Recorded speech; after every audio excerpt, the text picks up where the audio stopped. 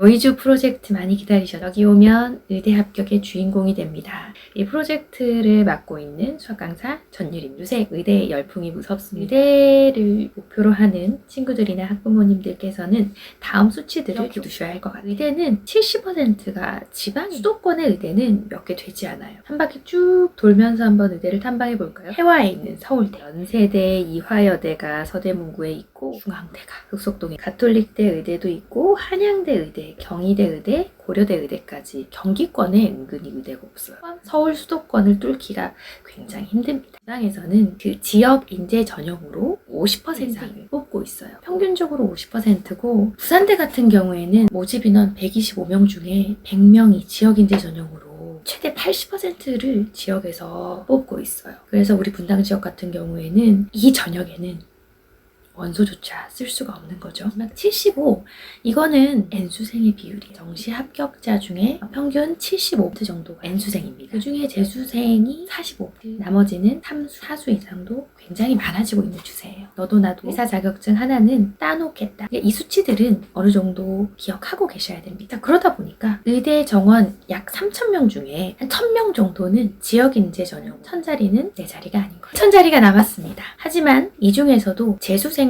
N수생의 그 비율을 고려하면 한 2,000자리 중에 한 1,200자리가 우리가 들어갈 수 있는 자리라고 예측해 볼 수 있습니다. 현역인 우리에겐 수시가 있다. 그렇죠. 현역 아이들이 수시로 서울대 의대 들어간 사례들. 그럼 이걸 한번 볼까요? 1.1, 1.3, 1.5 이게 뭐냐? 보통 수도권을 지원하는 친구들의 내신 성적 분포는 1.1, 1.3 정도가 되면은 수도권은 힘들다. 적어도 1.5 안에는 들어야 그래도 의대에 원서를 낼 수 있는 성적이다. 1.5? 말이 쉽지. 고1 들어가서 중간고사를 딱 치자마자 내가 하는 말이 무슨 말인지 그 의미를 깊게 깨닫게 될 것이 의대가 목표인 친구들은 참고했으면 좋겠습니다. 그러면 이제 궁금해하시는 노이즈 프로젝트에 대한 설명을 드리도록 할 건데요. 저희는 일단 두 반으로 이제는 익숙한 청룡반, 와룡 둘은 커리큘럼은 같습니다. 하지만 수업을 구성하는 방식에서 차이가 나는 거고요. 반편성 고사를 통해서 언제든지 반 이동이 가능합니다. 청룡반 같은 경우에 유형학습이 잘 되어 있는 친구들로 구성되어 있기 때문에 심화와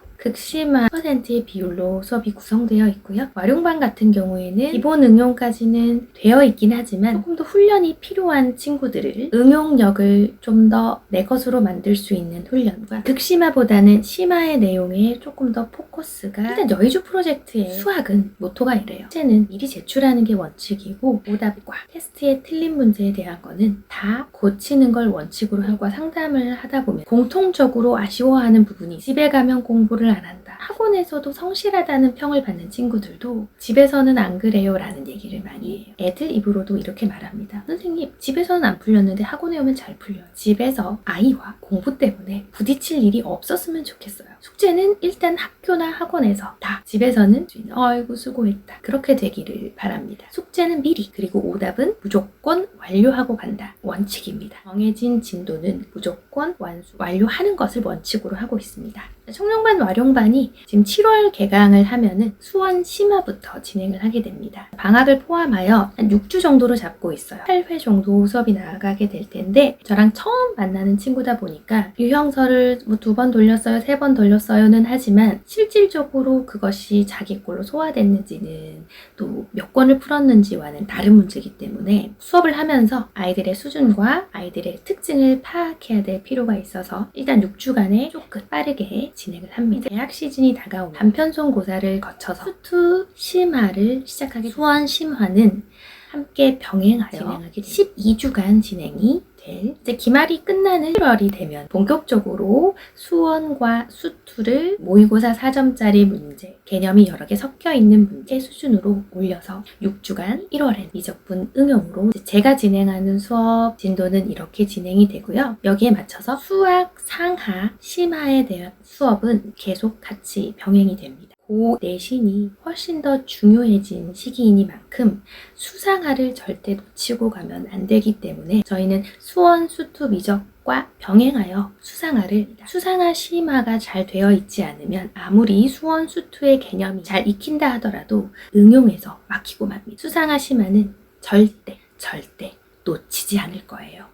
여기까지는 기본적으로 다 알고 계시리라 이 여의주 수학의 특징을 한 가지로 정리를 해드립니다. 예습과제를 먼저 해요. 숙제 마감 시간이 있어서 수업이 좀 알차게 이루어집니다. 그럼 수업 시간에 와서는 무엇을 하느냐? 뇌도 관성의 법칙을 따르나 봐요. 항상 풀던 대로만 푸는 습관이 꽉 박혀있기 때문에 학원에 와서는 내가 푸는 방법과 다른 방식으로 자기가 풀었던 풀이 방식을 단순화하는 과정, 몇 단계로 이루어져 있는지, 어떤 개념이 쓰였는지 자기 방식을 구조화하는 단계를 거치게 됩니다. 자기가 자연스럽게 했던 그런 풀이 방식을 조금 더 구조화함으로써 논리적인 체계를 갖출 수 있게 되고 다른 방식을 시도해봄으로써 사고를 확장하는 과정을 거치게 됩니다. 문제가 구성된 조건들을 분석하고 어떤 개념을 써서 풀었는지를 구조화하고 그것을 기록함으로써 개념을 그냥 공부하는 게 아니라 내가 어떤 개념을 사용했는지 역으로 내가 내 머릿속에서 개념을 꺼내어 보는 식으로 개념 복습을 하게 되는 거죠. 그래서 문제를 풀기보다는 문제 속에 출제자의 의도와 문제 속에서 어떤 개념을 사용하도록 요구하는지를 간파하는 방식으로 수업이 진행됩니다. 수업에 대한 효율성을 굉장히 따지는 편입니다. 저와의 수업이 2시간, 박문용 선생님과의 수업이 2시간, 2시간이라는 수업